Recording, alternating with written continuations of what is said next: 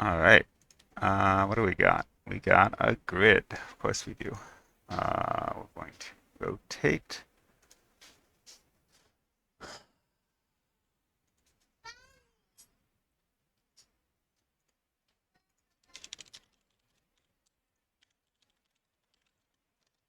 Okay.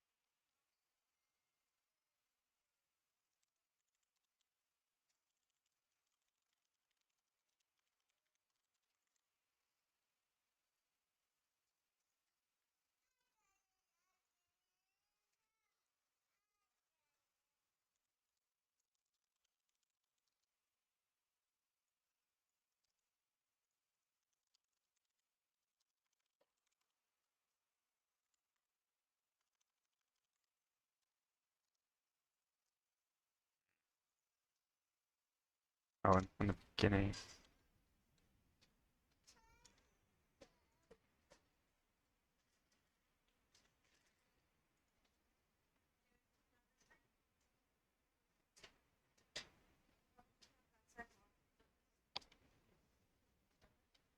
The number of potions.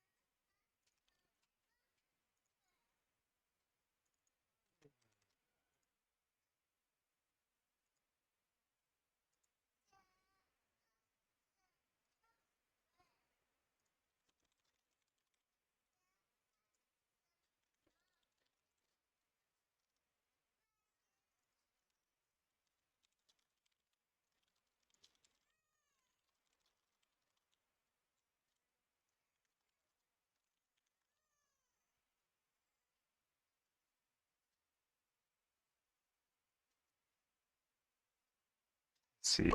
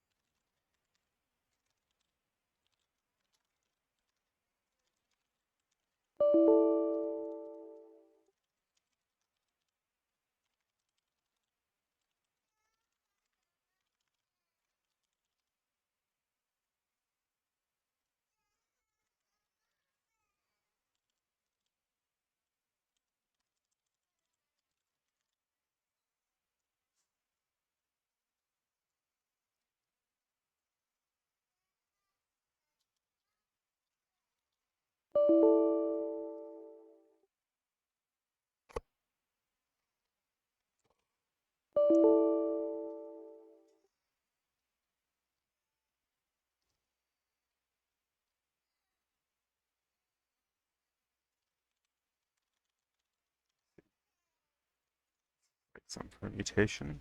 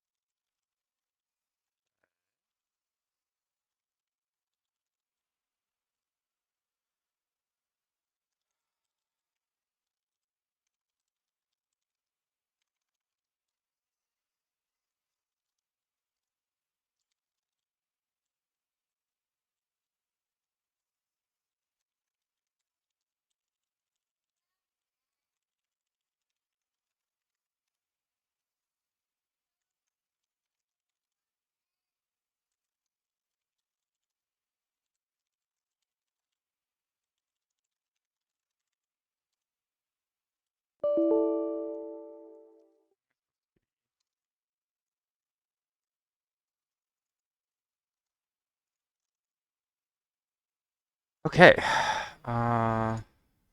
Cool. That was this day. A little slow today. So what's going on? So we're given this grid, and we're given this sequence of rotation instructions. So in part one, we're just supposed to apply the rotation to the grid. So let's see.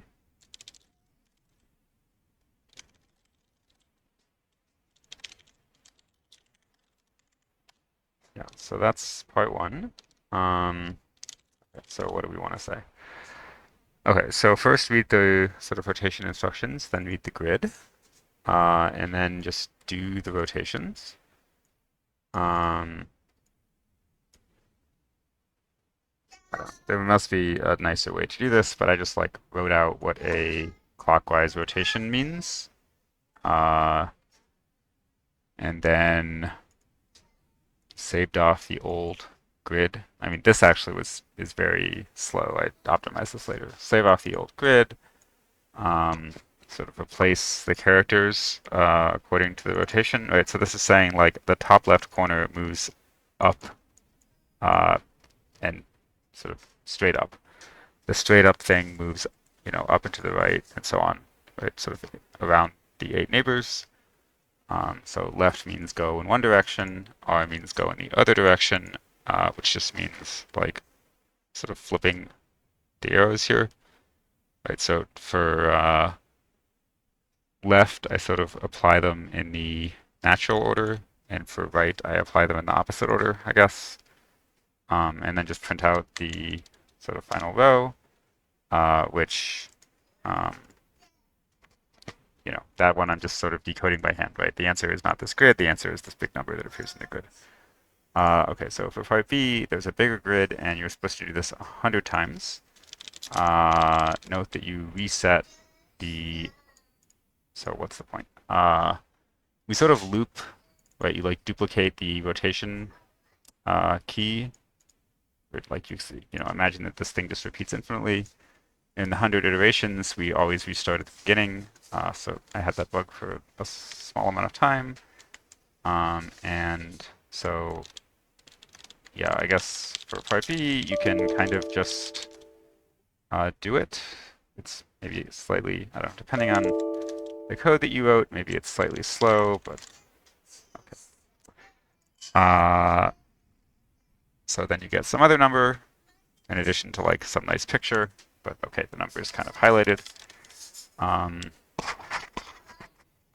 Yeah, so here I did, so before I was like making a copy of the entire previous grid every time I did a rotation. Now I'm doing an optimization on that, which is I just keep track of where the 8 neighbors were.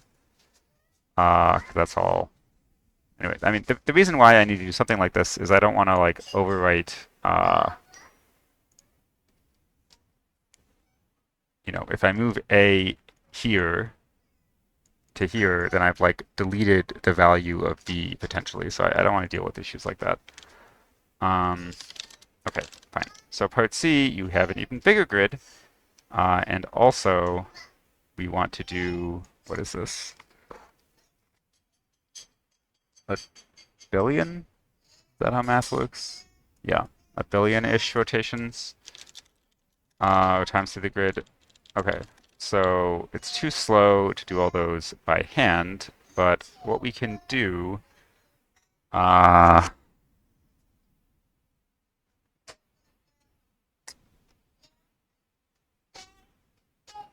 so like my point is every time through the grid, like the same thing happens, right? Like basically the top left square moves somewhere, the next square moves somewhere, and so on. So that is a permutation of the squares, and you can think of, so we want to iterate this permutation, a billion times. And we can do that, I guess the technique is called exponentiation by squaring. Although I guess in this case it's composition by squaring. So the point is, I want to do this permutation a billion times. Um, that's okay. So if I want to do the permutation twice, I can say, where does the top left corner go after I do it twice? Well, after I do it once, the top left corner goes to some place, and then that place goes to somewhere else the second time. So if you do it twice, the top left corner goes to some place. Uh, so that you could think of this way, right? If I'm first doing this permutation, or first doing this permutation actually, and then doing this permutation, then I can represent that as a new permutation, which just does this. And now I can calculate doing this permutation a billion times by saying, right, I'll write a function that, given an initial permutation and a number of times, gives you the new permutation if you do that n times. Okay, so if n equals 1, that's just doing the permutation once, fine. If n is an even number, then that's doing the square of the permutation n over 2 times. This is, I guess, the key point about why this is fast. And if it's an odd number, then you can do the permutation once and then do the permutation n minus 1 times. So this ends up running in like log n time because of this step, right? We're sort of very frequently hitting n being even, and then we get to cut on an n in half. So we can compute our permutation by going through the whole grid once, except with coordinates instead of the actual grid. And then we can do this fast thing to compute what we would do if we did our permutation a billion times, and then we can apply our permutation to the actual grid, the billion times permutation to the actual grid, and print out what the final grid is going to be, which is too big to fit on my screen. I see it says everybody codes a bunch. Anyway, there is a number framed, sort of in the middle here. This is, I guess, probably a duck if we zoomed out. And that is the final answer to part C. So that's it for today. See you tomorrow for the last day.